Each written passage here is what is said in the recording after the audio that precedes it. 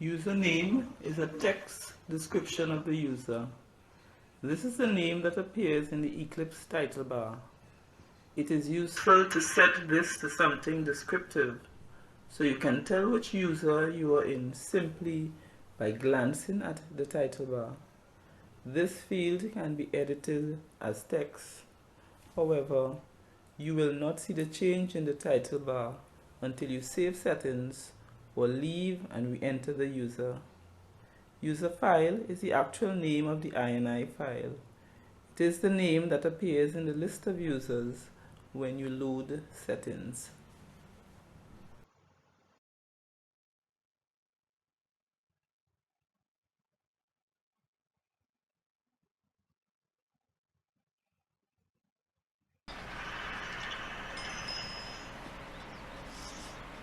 Under user settings is a document setup wizard, which starts up a wizard that will walk you through setting up of the document in Eclipse.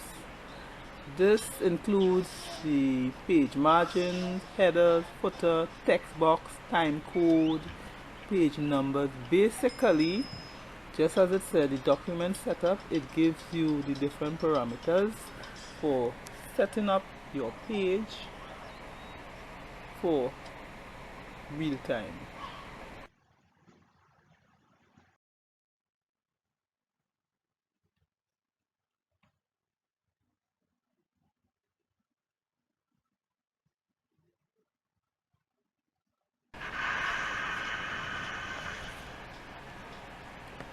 Loading and saving settings.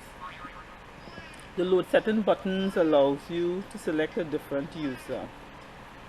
So as I indicated before, you can have different users, let's say for the different environment in which you would be operating.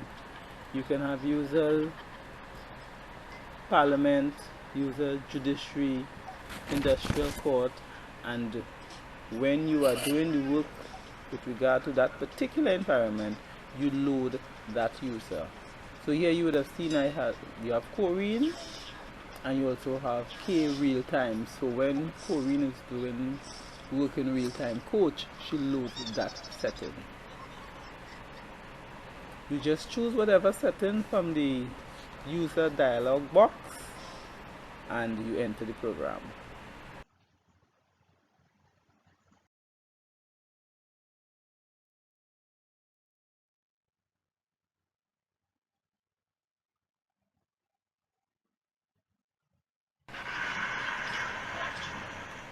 The save setting buttons, on the other hand, this button will manually save any changes that you would have made to your user setting. You'll be asked to enter file name, as you're seeing. The default file name will be the name of the current user, and you can change the name in that particular file. You could also create a new user by typing a different file name entirely.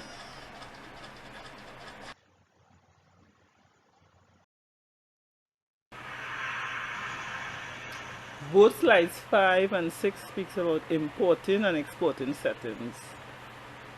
These import and export setting buttons allow you to selectively share settings with another user. For example, a firm could have distributed a settings file of standard paragraph and document setting, which the firm wants the reporter to use. And once you're using the firm setting, this would not affect the reporter's setting. Also, Advantage Software also has set or pre-make settings for specific files, example for captioning, for real time, for editing, etc.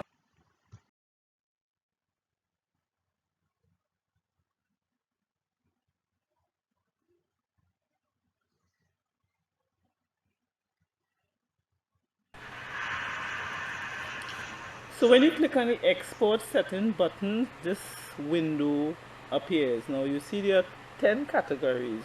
You can check or uncheck the necessary boxes as you require, and whichever you choose to keep, whichever boxes are checked or unchecked, you just click OK and the save file dialog box will come up, and you can type the name you wish to give the settings file. So it can be whatever name you choose. You just put a name and you click save.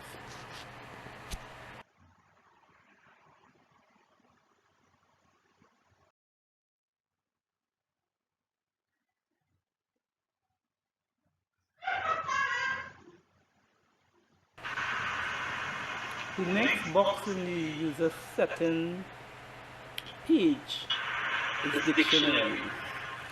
Okay, so you click on that on that box that says dictionary, and you would see the default dictionary, which is the main dictionary. That is the one which is usually at the top. However, as the other boxes indicate, whether it's to change or add, if, let's say for example, you want to change the dictionary, you just highlight change and the name of the dictionary you want to change, and then you click change.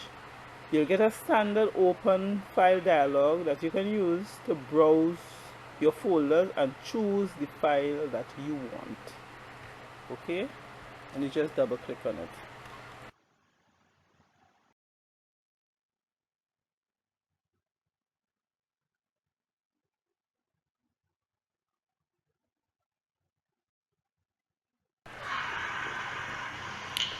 The next tab in user setting we are going to explore is the input tab.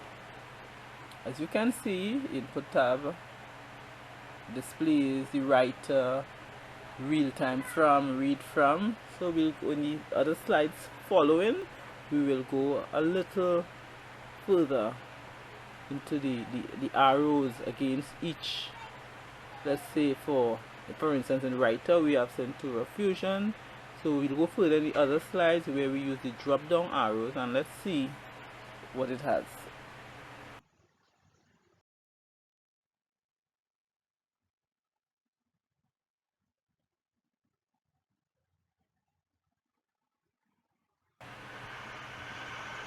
Okay, so as I indicated, the input, as it says input, this is the information here where you are going to use the writer to input the information. So we went at the box that indicates Centura Fusion. You click on the drop down arrow and you would see a list of different writers. You know, there's a wide range of writers. We have, you'll have the Luminex, we have Centura Fusion, we have a U now, the writer, the reporter.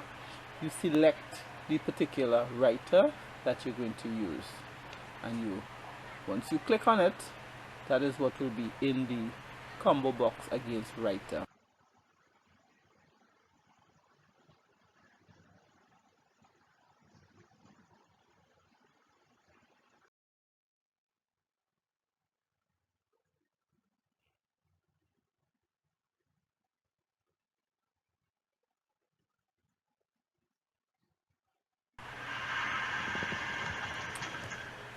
The next box speaks of real-time from, and you will see when you hit on the drop down arrow, there's a list of. We would be demonstrating COM port or USB port. So for COM port, there's a setup right next to that same line that says real-time from. There's setup. So in the case of USB is already set up. You don't have to go further. However, with COM port, you will have to get this particular port that corresponds in order for you to write real-time.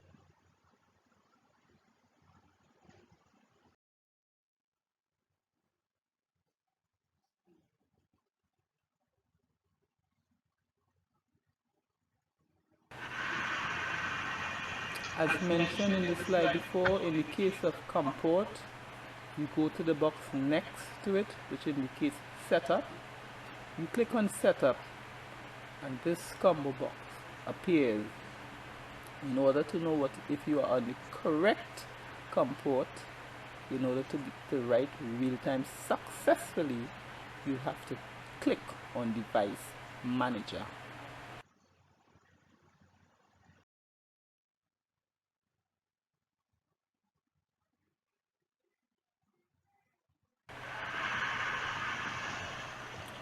When you click on Device Manager, this box appears. You search against the arrow for ports, and in bracket you see COM and LPT. And when you check on that arrow, you see the stenograph writer, whatever machine indicated here, and you see COM6. The number varies, but you take note of the number against COM, and that is what you would use to make sure that it corresponds so that you can have the connection for real time.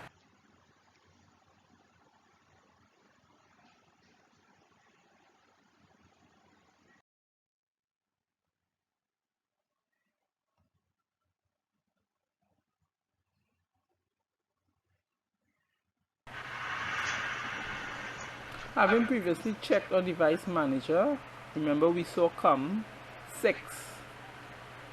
You click OK and you go back to this box and you put in 6.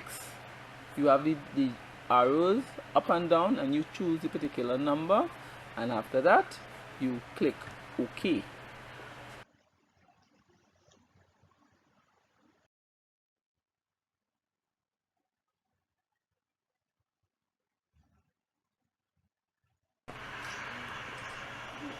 As previously indicated, once your real time from is at USB port, you don't have to go into setup.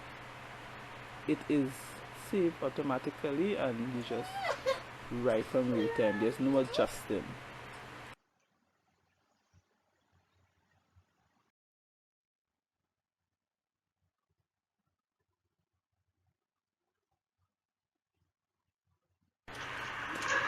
The next box, read from driver folder.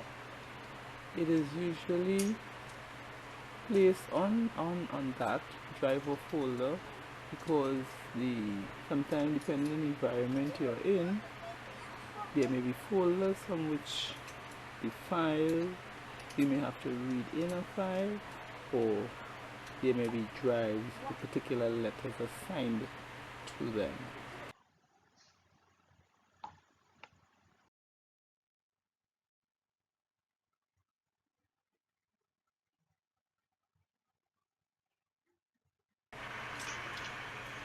And finally, having established your writer, your port, where you're reading from, and all parameters set in the input tab, you then do a test.